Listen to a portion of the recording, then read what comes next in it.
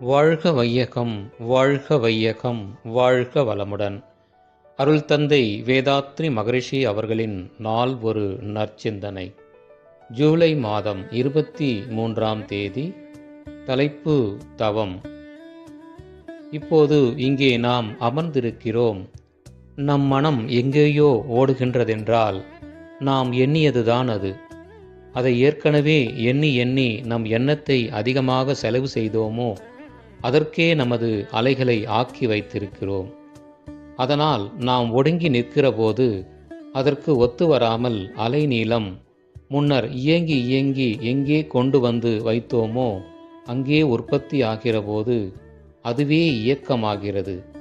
அத்தனை செல்களும் உடலிலேயும் மூளையிலேயும் இயங்கி அதுவே இயக்கமாகிறது.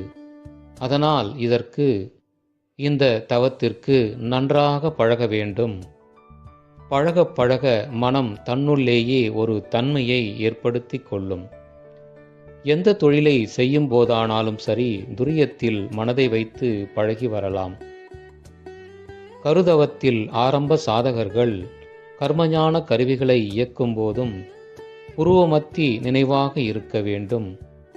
புலன்கள் தம்மை இவ்வழியே பழக்கிக் கொண்டால். படிக்கும்போது தவம் செய்யலாமா, இரவில் செய்யலாமா என்றெல்லாம் கேட்பார்கள். தவத்திற்கு காலமும் வேண்டியதில்லை, திசையும் வேண்டியதில்லை. அறிவை விரிவான பிரபஞ்ச இணைப்போடு இணைக்கக்கூடிய ஒரு பயிற்சி தான் தவம். அதற்கு கால நேரம் பார்க்க வேண்டியதில்லை, எந்த காலத்திலேயும் செய்யலாம். இதையெல்லாம் உணர்ந்து நீங்கள் எவ்வளவு தூரம் ஆழ்ந்து தவம் செய்து வருகிறீர்களோ அந்த அளவுக்கு விவகாரங்களில் ஏற்படக்கூடிய சிக்கல்களை அறுத்து கொள்ளவும், தெளிந்த நிலையிலே அந்த சிக்கல்களை தீர்த்து கொள்ளவும், சிக்கல் வராமல் காத்து கொள்ளவும் வேண்டிய விழிப்பு நிலையை இந்த தவம் உங்களுக்கு கொடுக்கும்.